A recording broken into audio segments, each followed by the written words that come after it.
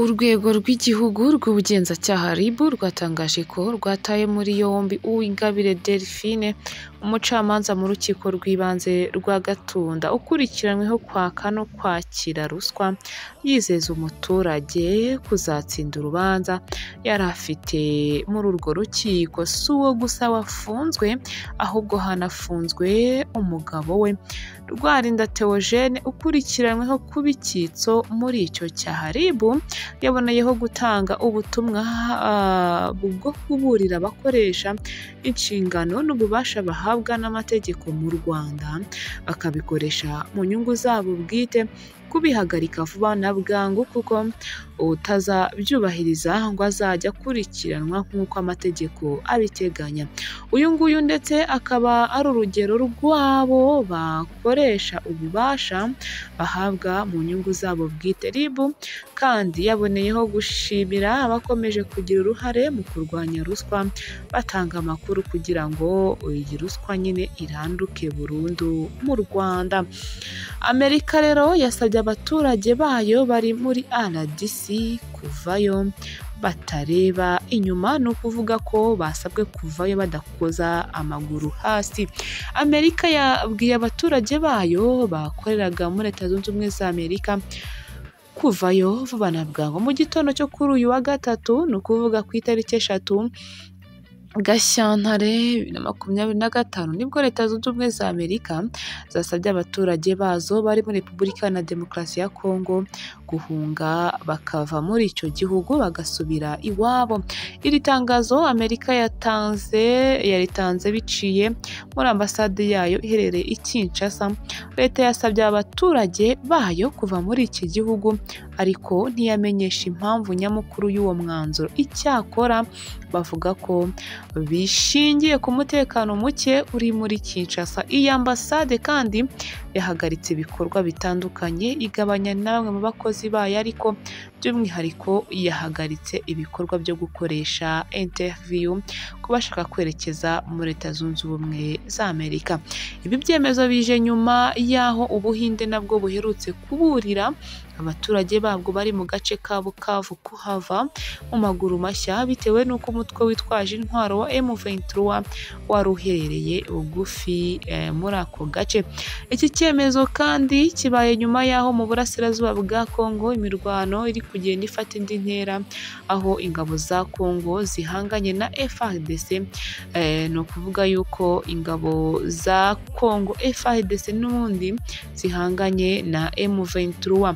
Si ibyo gusa, dore ko izi nyeshyamba ziherutse kwigarurira umujyi munini cyane wa Goma ubwo zakubitaga ahababaza ingabo za Leta ya Kongo FARDC ziherekejwe n'abacanshuro. Kugeza ubu umujyi wa Goma uri kugenzurwa na M23. Cyakora baherutse kongera kugaragaza ko bifuza kugirana ibiganiro n'ingabo za leta mu rwego rwo kuganisha ku gushaka umutekano n'amahoro birambye.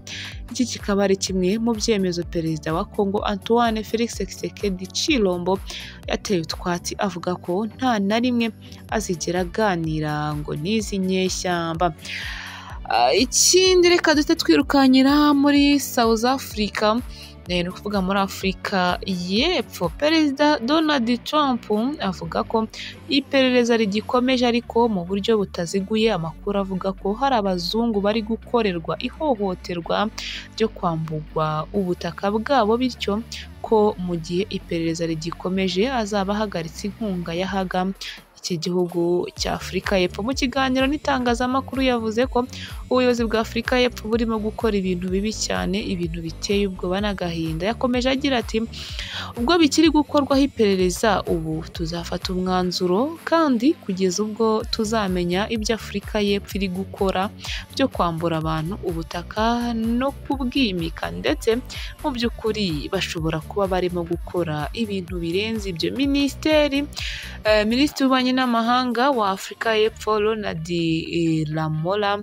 yasubije abinyujije ku rukuta rwe rwa X avuga ko yizeye ko abajyanama ba Trump bazakoresha iki gihe cy'iperereza kugira ngo barusheho gusobanukirwa politiki ya Afurika y'Epfo nk'igihugu kigendera ku itegeko nshinga. Perezida wa Afurika y'Epfo yavuze ko leta itigeze yambura abantu ubutaka. Mu gisubizo cye, Perezida wa Afurika y'Epfo yavuze ko iri tegeko rishya atari igikoresho cyo kwambura abantu ubutaka, ahubwo ari inzira yemewe n'itegeko nshinga igamije gutuma rubanda babona ubutaka mu buryo bungana kandi butabera nk'uko itegeko nshinga ribiteganya. Yavuze ko nk'ayandi mafaranga Afurika y'Epfo yakira ava muri Leta Zunze Ubumwe za Amerika, uretse ayo aturuka muri gahunda y'ubuzima ya Amerika izwi nka PEPFAR, aya akaba agize 17% by'umushinga wa Afurika y'Epfo wo kurwanya HIV/AIDS cyangwa se agakoko gatera sida. Ikindi ni uko Minisitiri Nduhungirehe ntabwo yumva impamvu imiryango mpuzamahanga yinumiye ku mutwe wa FDLR. Inyeshyamba za M23 ngo nazo ziracyahanze amaso ibiganiro kugira ngo barebe ko byibura amahoro yagaruka. Nubwo ngo bari kurwana bagatsinda, ariko ngo ikiruta byose nuko bagirana ibiganiro na guverinoma ya Kongo, intambara igahagarara. Ibyo ngibyo rero ntibikozwa. Perezida wa Kongo Chilombo, reka ngushimire cyane. Amahoro y'Imana akomeze kubana nawe. Shalom shalom.